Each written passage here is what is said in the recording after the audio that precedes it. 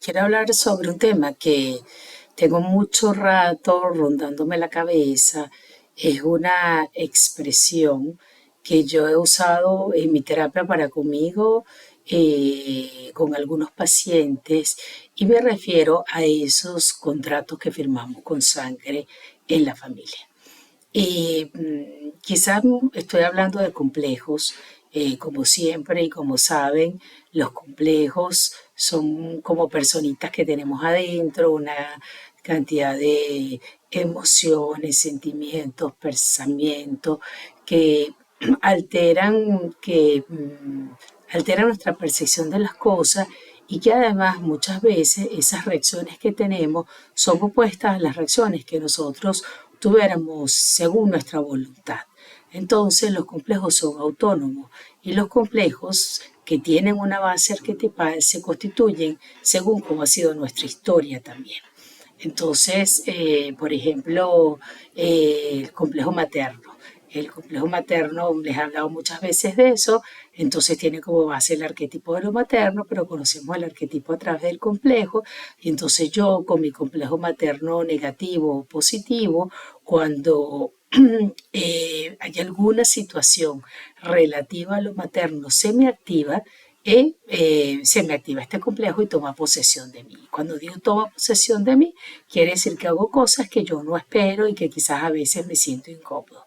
Pero esas acciones vienen para que tomemos conciencia de eso.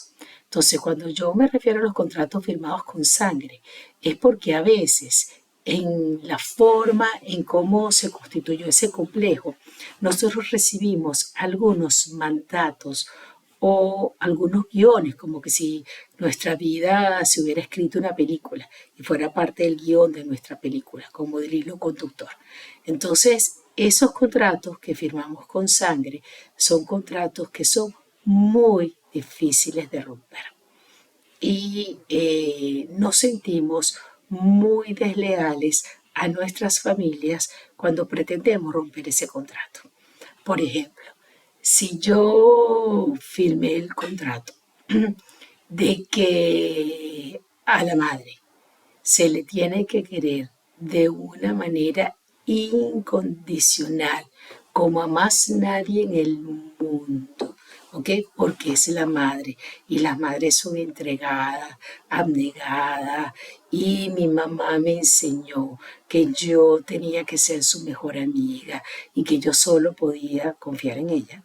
Entonces, posiblemente firmé un contrato de sangre con ella, eh, de manera que cuando mi mamá me cansa, cuando mi mamá me fastidia, cuando no la quiero ver, me siento que soy una mala hija. Me toma el complejo y siento que estoy rompiendo un contrato. ¿Y por qué llamo un contrato firmado con sangre? Porque los contratos que se firman de sangre son contratos muy difíciles de romper. Si yo en mi historia firmé un contrato de que como mis padres se divorciaron, yo me iba a hacer cargo de mis hermanos, o porque alguno de mis padres falleció, yo me iba a hacer cargo de mis hermanos y mi mamá. Y, y de alguna manera mi vida iba a ser en función de ellos, eso, un contrato de sangre. Entonces, un poco lo que les quiero dejar hoy es la reflexión de que hagamos la tarea de identificar cuáles son esos contratos de sangre que tenemos, que han servido para guiarnos en nuestra vida, que han sido motor, pero que también han ido a veces en detrimento de nosotros mismos.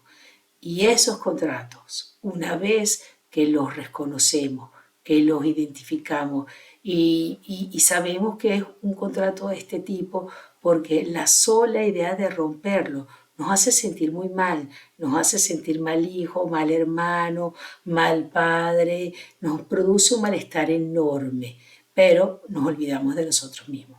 Entonces, la idea es que identifiquemos ese contrato de sangre que hemos firmado para que podamos tener una actitud diferente siempre en beneficio de nuestro desarrollo personal.